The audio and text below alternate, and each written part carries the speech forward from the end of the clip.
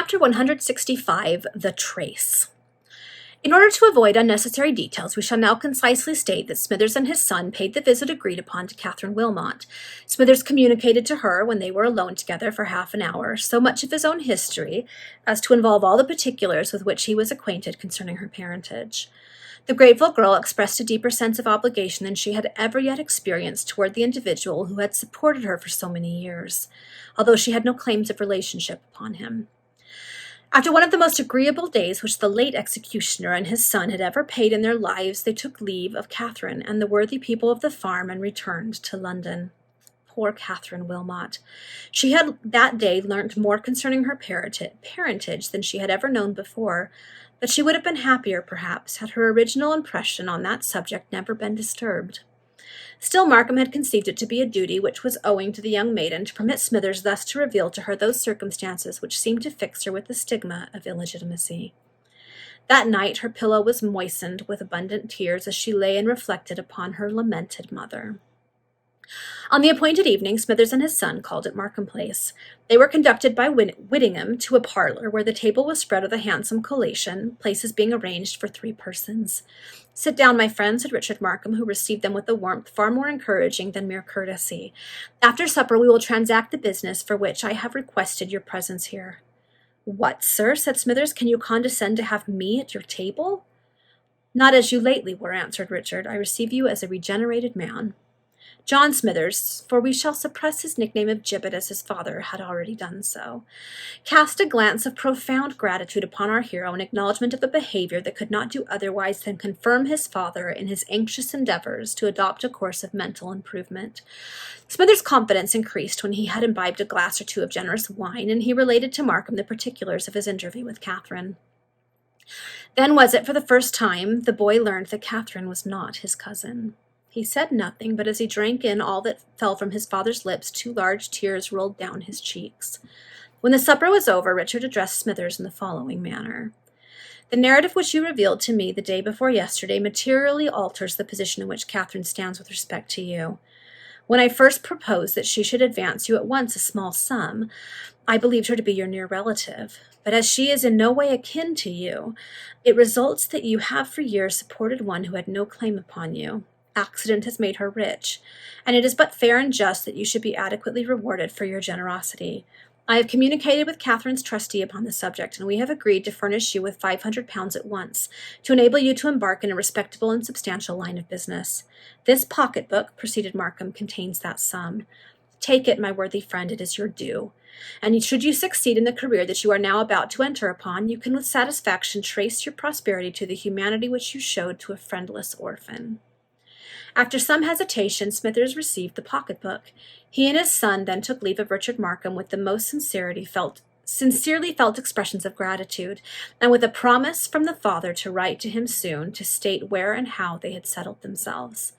Scarcely had those 2 individuals, now both made happy, taken their departure, when Whittingham informed his master that a person who gave the name of Morcar requested to speak to him. Richard ordered him to be instantly admitted to his presence. Morcar was accordingly shown into the parlour. The moment he found himself alone with Markham, he said in a low and somewhat solemn tone, "We have traced him." "The Resurrection Man."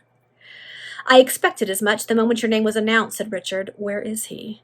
"He has taken refuge in a barge on the river," answered Morcar. "That is all I have been able to learn, but I am confident he is there." "And do you know where the barge is moored?" asked Richard. "Close by Rotherhithe. But there are several other barges off the same wharf, and I cannot single out which one he is in. I, however, know that he is concealed in one of them." "It is important to discover which," said Markham. "Were we to make our appearance in that vicinity with a body of police, he might escape us altogether. And therefore it will be better to take him by means of stratagem," observed Morcar. "What can have induced him to seek refuge there?" said Richard in a musing tone. "Some new crime, perhaps?" "Or else some fresh scheme of villainy," returned Morcar. "But perhaps you are not aware, sir, that river piracy still flourishes to some extent. I certainly imagined that with our system of Thames police, that species of depredation was completely ruined." "No such thing, sir," exclaimed Morcar. "The man who gave me the information about Tidkins told me more than ever I knew before on that subject. You may as well acquaint me with those particulars, Morcar, said our hero. They may assist me in devising some scheme to entrap the Resurrection Man and enable justice to receive its due. River piracy, sir, continued Morcar, is carried on by a set of vagabonds who for the most part have been sailors, or in some shape or another engaged amongst barges and lighters.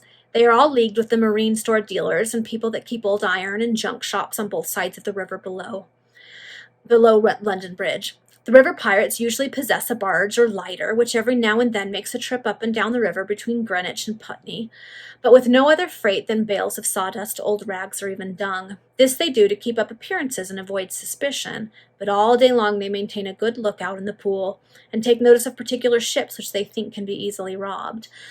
For instance, sometimes a steamer is left with only a boy on board to take care of it, or else a lighter has only one man to look after it. Then these pirates go on board in the night, master the boy or the man, and plunder the steamer or lighter of anything worth carrying away. I begin to understand how these villains may reap a profitable harvest in this manner, observed Richard. Oh, you don't know half their pranks yet, said Morcar. Sometimes 2 or 3 of the gang will go and hire themselves as bargemen or lightermen, and then they easily arrange with their pals how to plunder the vessels thus entrusted to them, while the owners never suspect that their own men are at the bottom of the robbery. When times are bad and these fellows are driven to desperation, they think nothing of cutting away great pieces of ships' cables, or even weighing the anchors of small crafts, and with these heavy materials they will get clean off in their boats to their own barge, and next morning they will convey them as coolly as possible to the marine store dealers. Sometimes they cut lighters adrift when the tide is running out, and follow them in their boat. Then, under pretense of helping those on board, they cut away bales of cotton or any other goods that are easily thrown into their boats in the dark nights. The villain Tidkins has no doubt transferred his operations from the land to the river, observed Markham, seeing that, by means of a little address and a great deal of courage, such depredations can be effected. These river pirates are of several kinds, continued Morcar. There's the light horsemen, or men who board the unprotected vessels at night. Then there's the heavy horsemen, who wear an underdress called a jemmy, which is covered by their smocks. These fellows obtain employment as lumpers, that is, to load or discharge ships in the pool, during which they contrive to stow away everything portable in the large pouches or pockets of their underdress. Afterwards, the heavy horsemen give information to their pals and put them on the scent which ships to rob at night. Next there's the mudlarks, who get on board stranded lighters at low water and carry off what they can when the vessels are unprotected, or ask some question to lull suspicion if they find anyone on board. This mode of river piracy is very profitable because numbers of lighters and barges are often left for hours along the banks without a soul on board. Game lightermen are those pirates that are in league with dishonest mates and sailors belonging to vessels that come up the river to discharge, and they receive at night from their pals on board, through the portholes or over the quarter, anything that's easy to move away in this manner. Last of all, there's the scuffle hunters, who put on smocks and obtain work as porters on the wharfs where a ship is loading. Then, if they can't contrive to steal anything by those means, they can at all events carry some useful information to their pals, so that the ship is generally robbed in one way or another. With so well organized a fraternity and such means of operation, said Markham, who had listened with interest and astonishment to these details, Tidkins is capable of amassing a fortune in a very short time, but we must stop him in his criminal career. At the same time, let us do nothing without mature consideration. Are you willing to assist? Your reward shall be liberal. The Zingari may not of his own accord deliver up any one to justice, answered Morcar, but he is allowed to serve an employer who pays him. Moreover, he added, as if ashamed of that sophistical compromise with the rules of his fraternity, I shall gladly help to punish the miscreant who treated us with such base ingratitude. Then you consent to serve me? Said Richard. I do, sir, was the reply. Tomorrow at midday I will meet you somewhere in the eastern part of London, continued Richard. I have already a project in my head, but I must consider it more maturely. Where shall we meet, sir? Asked Morcar. Markham reflected for a moment and then said, On the Tower Wharf. I will be punctual, sir, answered Morcar, and he took his departure. Okay, I have a feeling we are about to go on another adventure with Richard and Morcar. I suspect we're going to see the Resurrection Man, but I don't think he's going to get caught. I don't know. I just feel like this is going to be an ongoing issue with Richard. Okay, we'll see.